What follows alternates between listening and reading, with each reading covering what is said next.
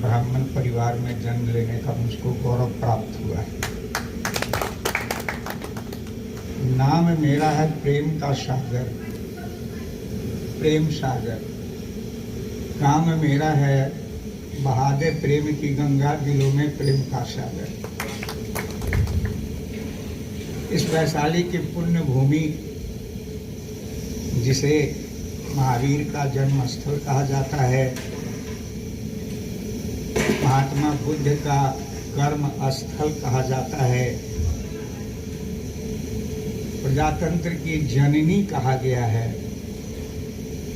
श्री प्रभु श्री राम का विश्राम स्थली कहा गया है और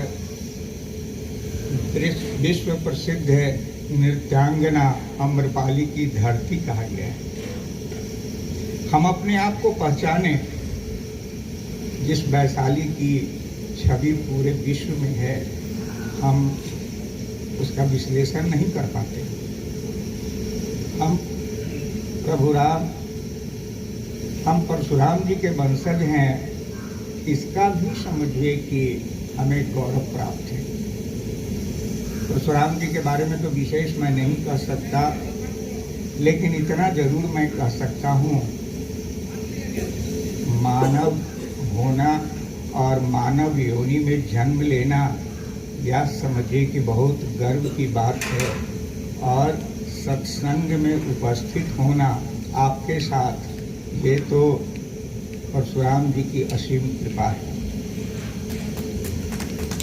मुझे ऐसा लगता है ये पुण्य भूमि है जहाँ हम सभी एकत्रित हुए हैं किसी विशेष उद्देश्य के लिए, और उद्देश्य हमारा क्या है ये तो मनीष जी ने अभी बता ही दिया है। विशेष मैं इस अदृश्य भगवान के बारे में बहुत नहीं कुछ कह सकता, लेकिन अपने दृश्य भगवान की सेवा करके हम अदृश्य भगवान की प्राप्ति कर सकते हैं। आप कहेंगे कि भगवान तो एक ही हैं, मैं कहता हूँ कि भगवान दो हैं। एक जिसने मुझको जन्म दिया वो दृश्य भगवान है। आज समाज में बड़े बुजुर्ग लोग उपेक्षित हैं, उनकी उपेक्षा नहीं होना चाहिए। उन्हीं की सेवा करके हम अदृश्य भगवान को प्राप्त कर सकते हैं। मैं इस पर बहुत ज़्यादा आज समाज को संगठित करने के लिए, चूँकि मैं एक शिक्षक से रिटायर हूँ, मैं किसी कॉलेज में प्राध्यापक था। कॉलेज का नाम है पूर्वोत्तर रेलवे महाविद्यालय सोनपुर, हरिहर नाथ की धरती, जहाँ हरि और हर दोनों एक ही मंदिर में है।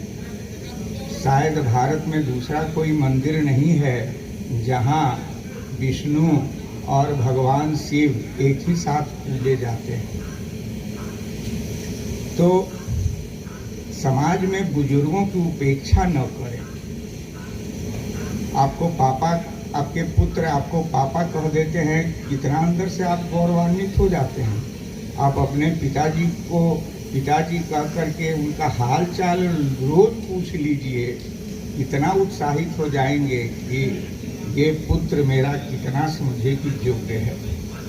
हम भगवान परशुराम जी को तो मानते ही हैं, लेकिन घर में जो परशुराम हैं उनको भी आप हृदय में प्रतिष्ठित कीजिए, अन्यथा उनके जाने के बाद चारपाई पड़ी रहेगी, उनकी छड़ी कोने में रहेगी और बरामदे पर चप्पल पड़ा रहेगा। याद कीजिए उनको। इसलिए उस दृश्य भगवान की सेवा करके अदृश्य भगवान को हृदय में प्रतिष्ठित कीजिए। इन्हीं शब्दों के साथ हम वाणी को विराम देते हैं।